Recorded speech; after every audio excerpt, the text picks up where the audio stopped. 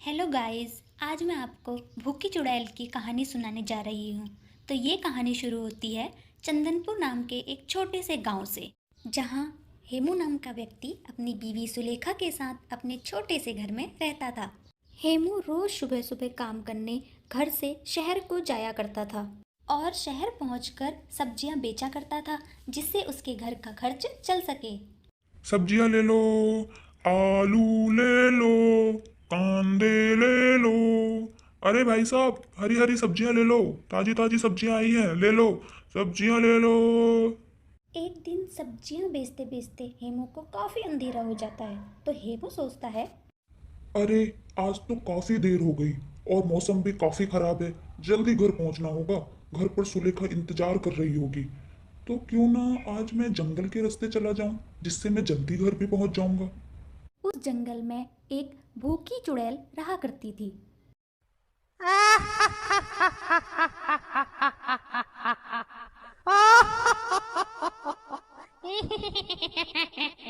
इस चुड़ैल की भूख कभी शांत ही नहीं होती थी।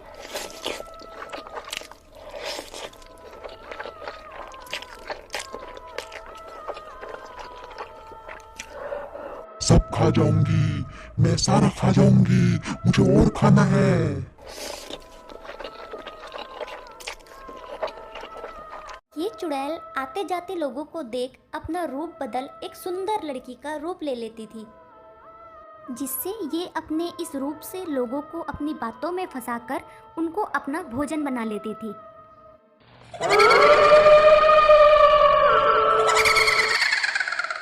लेकिन हेमू बेचारा इन सब बातों से बिल्कुल अनजान था।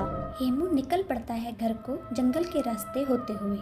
रात में जंगल में काफी अंधेरा था, आगे कुछ नहीं दिखाई दे रहा था। कुछ आगे चल के हेमू को जंगल में एक लड़की के रोने की आवाज आती है।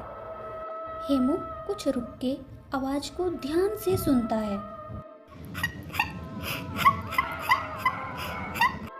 अरे, ये आवाज तो आगे जंगल से आ रही है। हेमू आगे बढ़ता है और वो देखता है आगे एक सुंदर सी लड़की जंगल के किनारे बैठकर रो रही है। हेमू उसके पास जाकर पूछता है, अरे बहन, तुम कौन हो? यहाँ क्या कर रही हो? देखो, मौसम कितना खराब हो रहा है। शायद तूफान आने वाला है। लड़की रोते हुए हेमू से कहती है, मेरी मदद करो, मैं रास्ता भटक गई हूँ और मौसम भी इतना खराब है, मुझे डर लग रहा है। ये कहकर लड़की फिर रोने लगती है।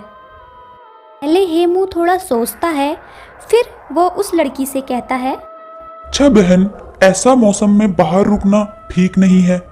ऐसा करो, तुम मेरे घर चलो। मेरे घर पर मेरी बीवी सुलेखा तुम्हारा बहुत ध्यान रखेगी और तुम खाना भी खा लोगी। कल सुबह होते ही मैं तुम्हें तुम्हारे घर छोड़ दूंगा। लड़की हेमू के साथ चलने को तैयार हो जाती है। हेमू लड़की से अपने पीछे आने को कहता है और लड़की भी उसके साथ चल देती है। और यहाँ घर पर सुलेखा हेमू का इंतजार कर रही थी। अरे, ये अभी आए नहीं और कितनी देर हो गई है।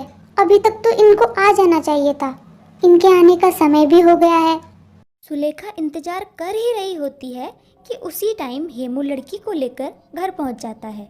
जब सुलेखा ने लड़की को हेमू के साथ देखा तो सुलेखा ने पूछा, अरे, ये कौन है जी? हेमू ने जंगल वाली सारी बातें सुलेखा को बताई। तब सुलेखा ने उस लड़की से उसका नाम पूछा। तुम्हारा नाम क्या है बहन? मेरा नाम शीला है। मैं जंगल में खो गई थी और मौसम भी इतना खराब था, लेकिन मुझे आपके पति जैसे भले इंसान मिल गए और मेरी मदद करी और मुझे अपने साथ अपने घर ले आए। ये कहकर लड़की रोने लगी। लेकिन कहीं ना कहीं सुलेखा को शीला पर शक हो गया था कि कहीं ये चोर तो नहीं जो घर का सामान चुरा कर भाग जाएगी। फिर भी सुलेखा ने शीला को खाना दिया। अच्छा जी, चलो साथ में खाना खाते हैं। तीनों ने साथ में खाना खाया। लेकिन शीला तो चुड़ैल है, उसकी शाकाहारी खाने से कहाँ ही भूख मिटती है। शीला खाने को देखकर मन ही मन में सोचती है, ये घास फूस खाना पड़ रहा है, मुझे मांस चाहिए। लेकिन अभी इनके सामने ये घास फूस ही खा लेती हूँ। जब सब सो जाएंगे तब मांस ढूंढूंगी और इन दोनों को भी खा जाऊंगी। खाने के बाद तीनों सो जाते हैं। तब शीला रात में उठती है और देखती है सुलेखा और हेमू तो सो रहे हैं। शीला उठकर घर में इधर उधर मांस की तलाश करने लगती है। मुझे भूख लगी है, मांस चाहिए। ही हा हा हा हा। मुझे भूख लगी है।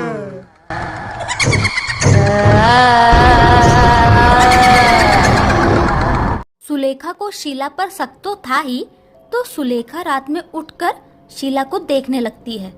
सुलेखा को किचन से अजीबोगरीब आवाजें आ रही थी।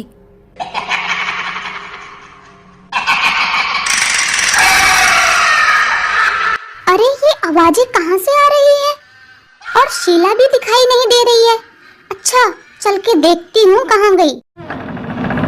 जैसे ही सुलेखा किचन का दरवाजा खोलती है और देखती है शीला किचन में बैठ के कच्चा मांस खा रही है। सुलेखा शीला को देख ही रही होती है कि शीला चुड़ैल के रूप में आ जाती है। सुलेखा जोर से चिल्लाती है। चुड़ैल ने मुड़कर पीछे देखा।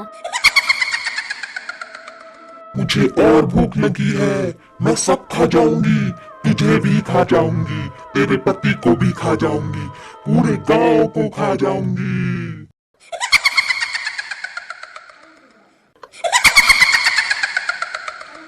लेकिन सुलेखा हिम्मत से काम लेती है और चुड़ैल का सामना करती है, नहीं तो चुड़ैल उसे खा जाती।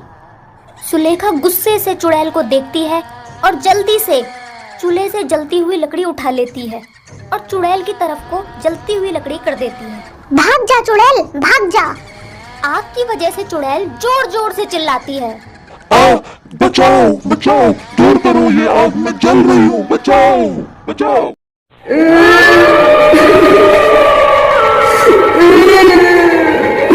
चुड़ैल इतनी जोर से रोती और चिल्लाती है कि आसपास के सभी लोग अपने घरों से बाहर आके हेमू के घर के बाहर इकट्ठा हो जाते हैं।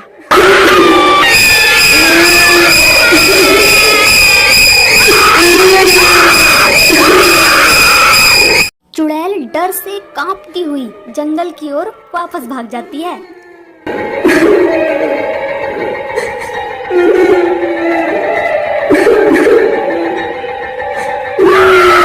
सभी गांव वालों ने सुलेखा की बहादुरी की बहुत प्रशंसा करी। उसके बाद चुड़ैल ने कभी किसी गांव वाले को बिल्कुल परेशान नहीं किया। सभी खुशी खुशी रहने लगे। तो दोस्तों, इस कहानी से हमें सीख मिलती है कि जिंदगी में कितनी भी कठिन से कठिन परिस्थिति आ जाए, उस समय हमें उस परिस्थिति से भागना नहीं है, बल्कि सुलेखा की तरह अपनी सूझबूझ से बिना डरे उस परिस्थिति का सामना करना है। अगर सुलेखा उस समय डर के भाग जाती तो चुड़ैल उसे उसके परिवार के साथ साथ पूरे गांव वालों को भी खा जाती। तो दोस्तों, कठिन परिस्थितियों से हमें भागना नहीं है, बल्कि कठिन परिस्थितियों को अपनी जिंदगी से भगा देना है।